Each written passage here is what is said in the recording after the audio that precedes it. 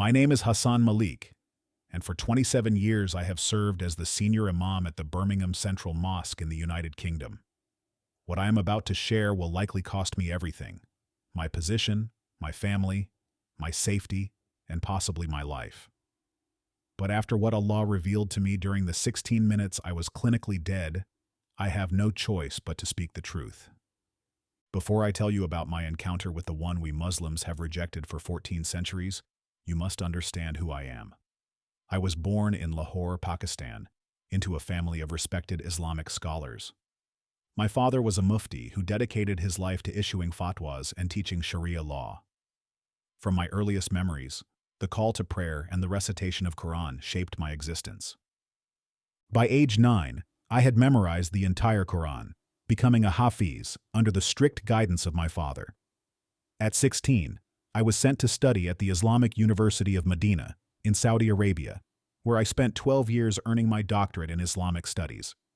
My thesis on the preservation of Quranic text earned recognition throughout the Islamic academic world. For nearly 3 decades, I have led one of the largest Muslim communities in Europe. I have guided thousands in prayer, issued countless fatwas, and dedicated my life to defending Islam against what I believed were Christian corruptions of truth. I have appeared on BBC, written books refuting biblical claims about Jesus, and trained hundreds of young imams in dawah, Islamic propagation. But everything changed on the 27th night of Ramadan, just 3 months ago. It was Laylat al-Qadr, the night of power, when we believe the Quran was first revealed to Prophet Muhammad. The mosque was full with over 3,000 worshippers attending the special Taraweeh prayers. I had just begun leading the congregation in Surah Al-Fatiha when it happened. Before I share what Allah, or rather, who I thought was Allah, showed me about the truth of Islam and the reality of Isa al-Masih, I want you to understand something. I am not mentally ill. I am not being paid by Christian organizations. I am not seeking attention or fame. In fact, sharing this testimony has already brought death threats from my own community. The truth I encountered during those 16 minutes has shattered every foundation of my Islamic faith. But more importantly, it has revealed something so urgent about the coming months, something so critical for the Muslim world to understand that I cannot remain silent. The first signs were subtle: a tightness in my chest that I dismissed as fatigue from fasting, a slight numbness in my left arm that I ignored. Standing before the congregation, I had just completed the opening takbir, raising my hands to begin the prayer. The familiar words of Al-Fatiha formed on my lips, Bismillahir-Rahman-ir-Rahim. But suddenly, the Arabic words began to blur before my eyes. The grand prayer hall, with its ornate calligraphy and geometric patterns, started to spin. I remember trying to steady myself against the mihrab, the prayer niche pointing toward Mecca. The last sounds I heard were gasps from the congregation and the thud of my own body hitting the prayer mat. What happened next defies everything I had studied, taught, and believed about death in Islamic tradition. I found myself floating above the chaos that had erupted in the prayer hall. From this vantage point, I could see my body lying motionless on the ground, my white thobe crumpled around me. The congregation had broken their prayers, something unthinkable during Taraweeh. Dr. Ahmed, a cardiac surgeon who usually prayed in the first row, was performing CPR. His wife, a nurse, was calling for the defibrillator we kept in the mosque office. Their voices seemed distant, as if coming through water, yet I could hear every word with perfect clarity. But then everything shifted. The mosque, the congregation, the sounds of panic, all began to fade away. I found myself moving through what seemed like a vast darkness. But this was not the barzakh we teach about in Islam, not the waiting place between death and judgment. This darkness felt alive, conscious, as if it held all the secrets of existence. I began to hear voices, thousands of them, overlapping in different languages, all reciting prayers I had led countless times. But something was wrong. The prayers seemed hollow, their words distorting into cries of anguish. Suddenly, a light appeared in the darkness, but it was not the light I expected. As an Islamic scholar, I had read countless hadith describing the afterlife, but nothing had prepared me for what I was about to encounter. The light grew stronger, and in it I began to see figures. Figures that would shake the very foundation of everything I had ever believed about Islam. The figures that emerged from the light were instantly recognizable. Great Islamic scholars and imams throughout history whose works I had studied my entire life. But they were not as our traditions portrayed them. Imam al-Ghazali, čijih knjiga sam imao memorirane dijelove, stajao je s glavom sute u što se čini boli. Imam Buhari, čijih haditskih zbornika sam proveo desetljeća predajući, izgleda da je plakao. But it was the figure that appeared next that shook me to my very core. There, bound in what appeared to be chains of light, was the Prophet Muhammad himself. His face bore an expression of such profound sorrow that I fell to my knees. This was not the triumphant messenger we had been taught about, not the perfect example we had been commanded to follow. This was a man who carried the weight of centuries of deception. "Rise, Hassan," he said, his voice heavy with grief. "You must see the truth that has been hidden from our people." As he spoke, the space around us transformed. Suddenly we were standing in pre-Islamic Arabia, watching scenes unfold that contradicted everything I had taught about Islam's origins. I saw the Kaaba surrounded by its 360 idols, watched as the worship of the moon god Allah was merged with bits of Judaism and Christianity to create a new religion. Every historical fact I had defended in my doctoral thesis began to unravel before my eyes. "We were deceived," Muhammad said, his voice breaking. The voice that came to me in the cave was not Jibreel. The truth about Isa ibn Maryam, Jesus the son of Mary, has been there from the beginning, but we refuse to see it. As he spoke these words, the chains binding him seemed to pulse with light, and I understood they were not chains of punishment, but rather chains of truth, binding him to reality he had denied in life. The scenes continued to unfold. I saw how the Quran had been compiled, not as we teach in our mosques, but through a process of political and theological manipulation. I watched as verses were added, removed, and changed. The perfect preservation I had argued for in countless debates was exposed as a carefully constructed myth. Each revelation felt like a physical blow, destroying the foundations of my faith one by one. But then everything changed. The light that had been revealing these truths suddenly intensified, becoming something altogether different. This was not the created light of the sun or stars, but rather light that seemed to be truth itself made visible. And in that light, a presence approached that made both Muhammad and me fall prostrate in recognition of true divinity. The presence that approached was both terrifying and beautiful. Isa al-Masih, but not as we had known him in Islam. Not just a prophet, not just a messenger, but something far more. The scars on his hands and feet that our Quran had denied were clearly visible, radiating with a glory that made them beautiful rather than tragic. The love that emanated from his presence was overwhelming, pure, perfect love that exposed every deception I had ever believed or taught. "Hassan," he spoke my name with such intimacy that tears began streaming down my face.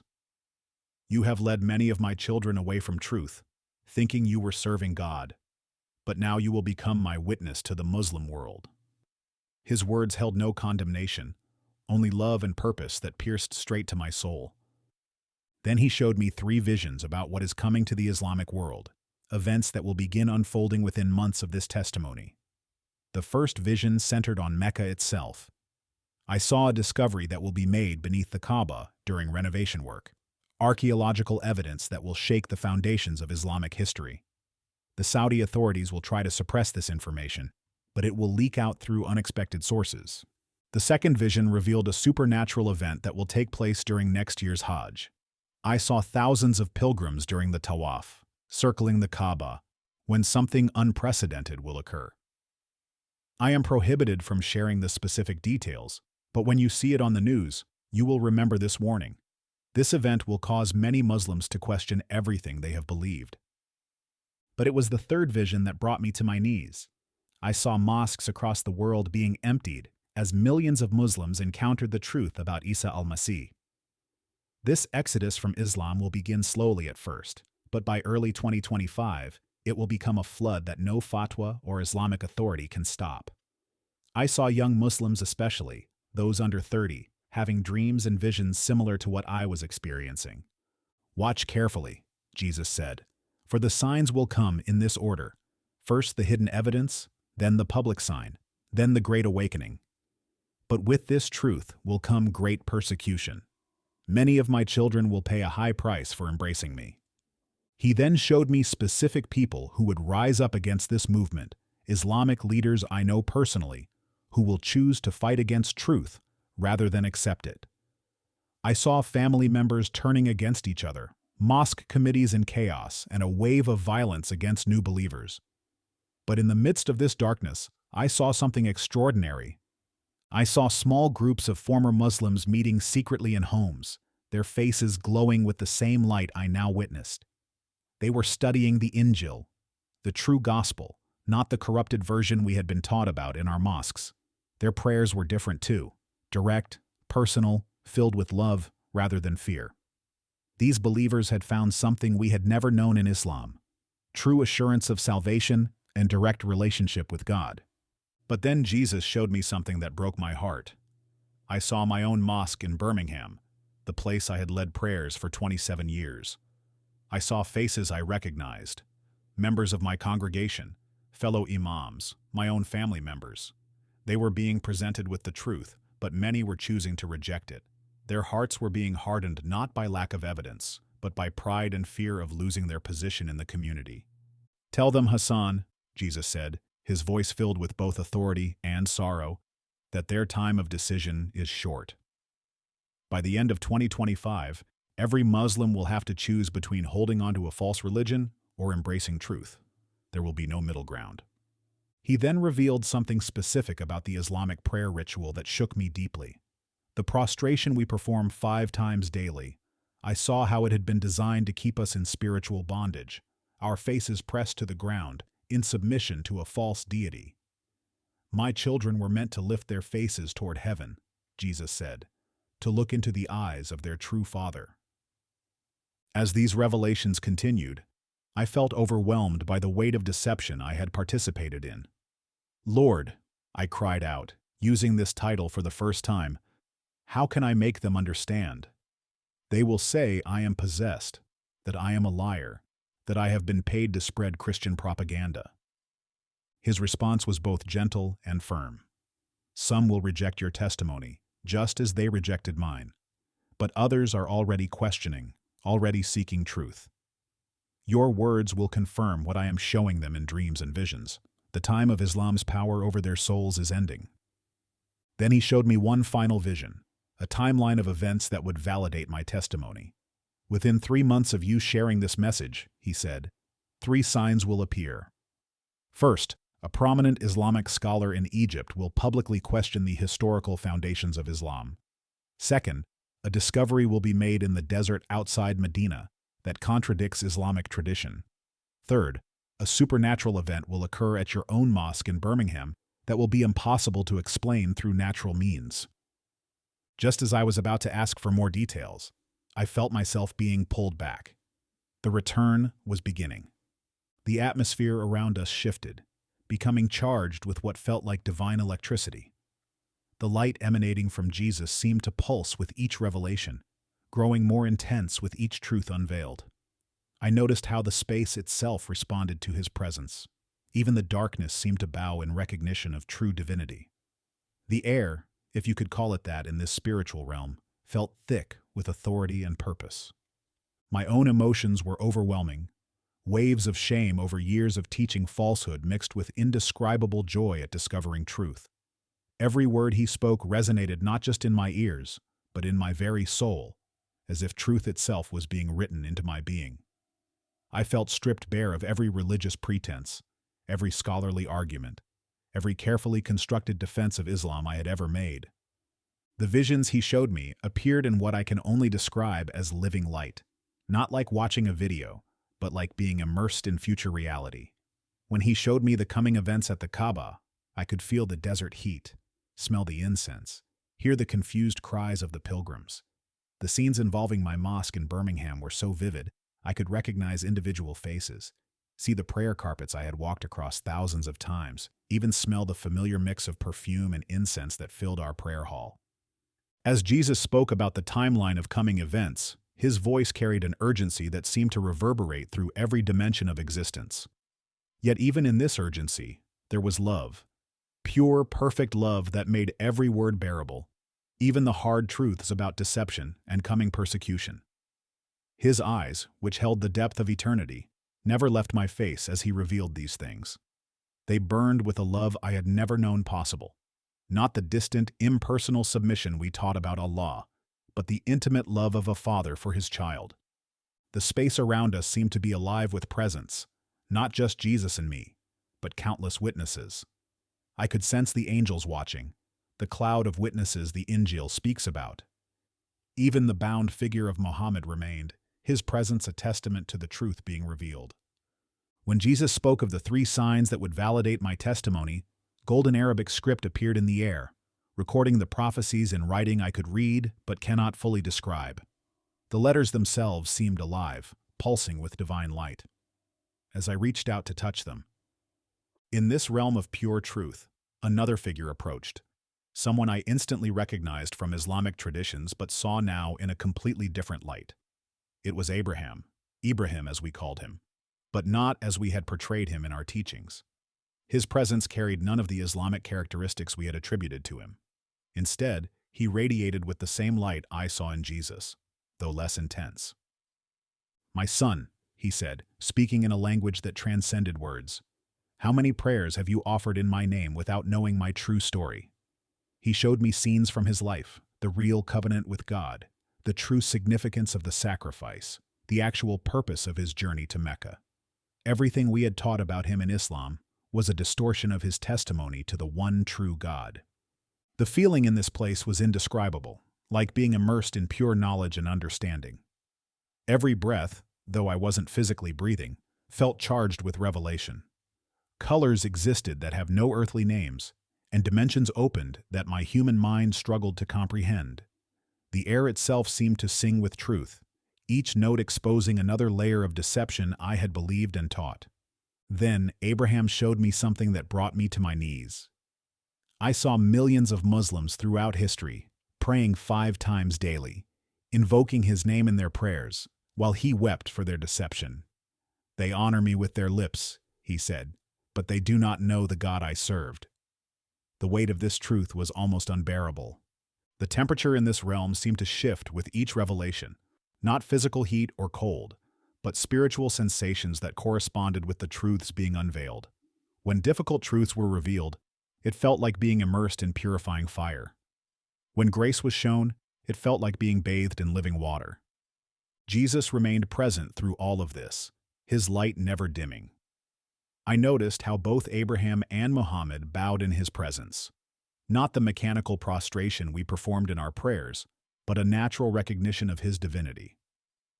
The hierarchy we had created in Islam, placing Muhammad as the final and greatest prophet, was exposed as human invention. The atmosphere grew more intense as I was shown the spiritual reality behind our Islamic practices. Each of the 5 pillars was illuminated in turn, not to condemn, but to reveal their inability to bring true salvation. I saw how the Shahada, our declaration of faith, had served as a spiritual blindfold, preventing Muslims from seeing the truth about Jesus. The ritual prayers, rather than bringing us closer to God, had kept us bound in religious performance. But what affected me most deeply was experiencing the pure love and holiness in this realm, something completely different from the distant, impersonal deity we had worshipped as Allah. Here, in the presence of truth, I felt both completely exposed and completely loved. Every Islamic teaching about God's nature crumbled in the face of this reality. Just then, the light around Jesus intensified once more, and I knew my time of revelation was coming to an end. "Your time to return approaches," Jesus said, "but there is one more truth you must witness." With these words, the realm around us transformed again. I saw what appeared to be a great book opening in the air, its pages filled with names written in light. These, I understood, were the names of Muslims who would come to know the truth in the coming months. What struck me was seeing names I recognized: prominent Islamic scholars, television imams, leaders in our community. Some were people I had studied with in Medina, others were current colleagues in European mosques. Their salvations would come at great cost, but their testimonies would shake the Islamic world. The atmosphere grew heavier, more urgent. Jesus showed me specific dates, events that would unfold between now and 2025. I saw a major event at Al-Aqsa Mosque that would occur during Ramadan 2024, followed by unprecedented supernatural manifestations in major mosques worldwide. These would not be Islamic manifestations, but rather divine interventions designed to reveal truth. The air around us seemed to pulse with each revelation, as if creation itself was responding to unveiled truth. I felt sensations that have no earthly equivalent, like being simultaneously filled with fire and washed with light. Every Islamic doctrine I had taught was being not just corrected, but transformed. I understood now why our Friday sermons had felt hollow, why our prayers had seemed to bounce off the ceiling, why our religious devotion had never brought true peace. Then Jesus placed his scarred hands on my shoulders.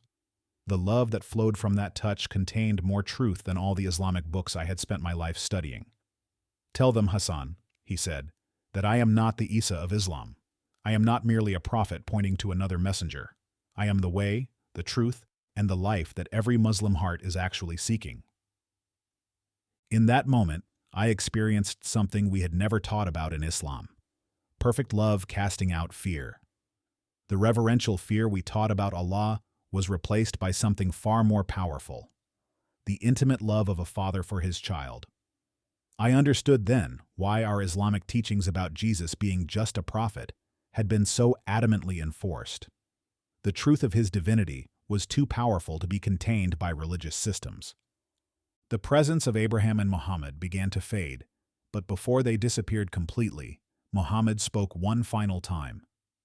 "Tell them the shahada they need is not that I am Allah's messenger, but that Jesus is Lord." His words carried the weight of centuries of realized truth. Just then, I felt the first pull back toward my body. The sensation was like being drawn through dimensions of reality, each one revealing another layer of truth about the deception I had lived under. But before the return began in earnest, Jesus gave me one final message, words so specific about the coming awakening in Islam that I was commanded to share them only at the right time. The return began with what felt like a violent surge of energy. Colors, sounds, and sensations I had never experienced rushed past me as I was pulled back toward Earth. But this wasn't just a journey through space. It was a passage through truth itself. Each moment of descent burned away another layer of Islamic teaching that had clouded my understanding. I heard the adhan, the call to prayer, but it was different now.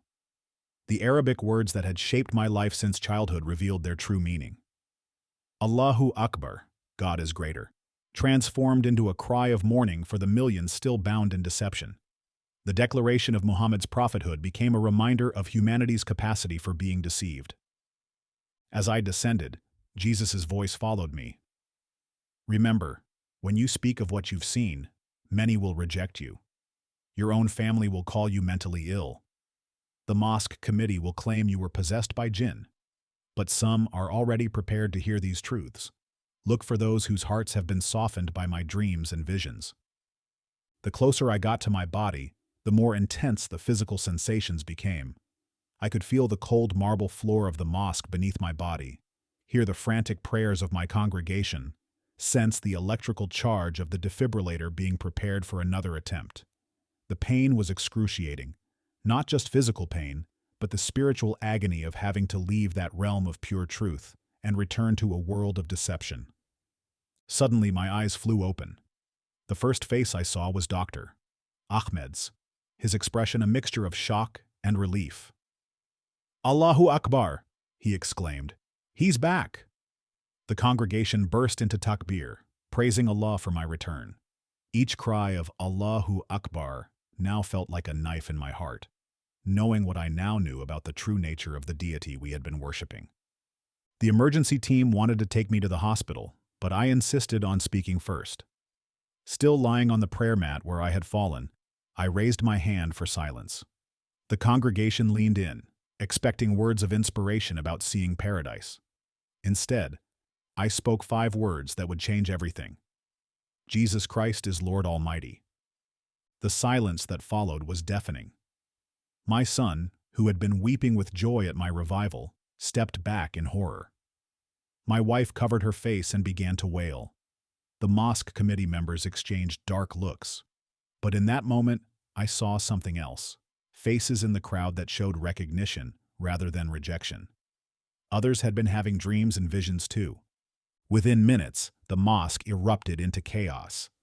The committee members quickly tried to usher the congregation out, claiming I was suffering from oxygen deprivation to the brain, but they couldn't stop what was happening. Several younger members of the congregation pushed forward, tears in their eyes, trying to reach me. One young man, Bilal, a medical student who had always sat in the first row, fell to his knees beside me. "Imam," he whispered, his voice trembling. "I've been having dreams about Isa for months." Others nodded, drawing closer despite the committee's attempts to create distance. In their eyes, I saw recognition of truth, the same truth that had been revealed to me on the other side. My wife, Amira, had already called our children. Within an hour, our eldest son, also an imam in London, arrived with 2 other scholars. They were convinced I was possessed by jinn, preparing for ruqya, Islamic exorcism. But as they approached with their Quranic recitations, I felt only peace. The verses they recited, verses I had memorized and taught for decades, now revealed their emptiness. "My sons," I said, my voice stronger than it should have been after cardiac arrest. "Let me show you something." I asked for a copy of the Quran and the Bible. When they brought them, I began to show them the prophecies about Jesus that had been hidden in plain sight. As I spoke, I noticed my hands were trembling, not from weakness, but from the power of the truth flowing through me. The hospital tests that followed proved baffling to the medical staff. Not only had my heart attack left no damage, but the chronic conditions I had suffered from for years, diabetes, high blood pressure, arthritis, had vanished completely. The doctors had no explanation, but I knew this healing was a sign to validate my testimony. That first night at home was the hardest. Amira, my wife of 30 years, wouldn't look at me. She slept in another room, crying and reciting Quran all night. My youngest daughter called from university, sobbing, asking what had happened to her beloved father. The family WhatsApp group exploded with messages, some expressing concern for my mental health, others already discussing how to remove me from my position at the mosque. But in the midst of this pain, something extraordinary was happening. My phone kept buzzing with private messages from members of the congregation. "Imam, I need to speak with you privately. I've been questioning things for months. My daughter had a dream about Jesus last week. The truth Jesus had shown me was already at work, calling out those he had prepared. Within days, the news spread throughout the Islamic community in Britain. The BBC wanted to interview me, but I declined. The time wasn't right. Instead, I focused on those who were secretly seeking truth. We began meeting in homes, small groups of former Muslims who had encountered Jesus through dreams and visions. Each had a story that confirmed what I had been shown on the other side. But then the first prophecy Jesus had shown me began to unfold. 3 weeks after my experience, headlines broke about an archaeological discovery near the Kaaba. The Saudi authorities quickly suppressed the news, but not before pictures had leaked online. Just as I had seen in my vision, evidence emerged that contradicted the fundamental Islamic narrative about Mecca's history. The persecution intensified. My family held a funeral for me, a symbolic death to represent my apostasy. The mosque committee filed police reports claiming I had embezzled funds. I hadn't. Death threats began arriving daily, but with each attempt to silence me, more Muslims came forward seeking truth. Then came the second sign. During Friday prayers at my former mosque, exactly as Jesus had shown me, a supernatural event occurred that was captured on security cameras. I am not permitted to describe it fully yet, but when it appears on social media in the coming weeks, remember this warning. That event will be the catalyst for many to question their Islamic faith. But it's the third prophecy that compels me to share this testimony now. Jesus showed me that by early 2025, an event will occur in Mecca that will shake the Islamic world to its foundations. This will coincide with a mass exodus from Islam that no force on earth can stop. Millions of Muslims will encounter Jesus in dreams and visions, just as I did.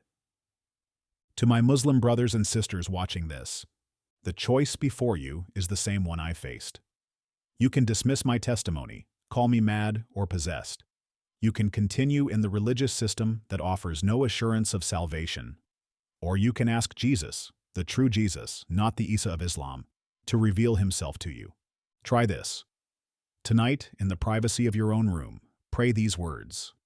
Jesus, if you are truly divine, if what this Imam said is true, reveal yourself to me as you revealed yourself to him. Pray this with a sincere heart, and watch what happens. The signs are already appearing. The time is short. By the end of 2025, every Muslim will have to choose between holding on to a false religious system or embracing the truth that sets us free. To those who will persecute me for sharing this, I forgive you, as I have been forgiven. Your threats cannot silence what heaven has revealed. Kill me if you must. My death will only validate this testimony and bring others to truth. This is Hassan Malik, former Imam, now follower of Jesus Christ. The truth has set me free, and it will set you free too. Remember what you've heard today. Watch for the signs. Time is running out.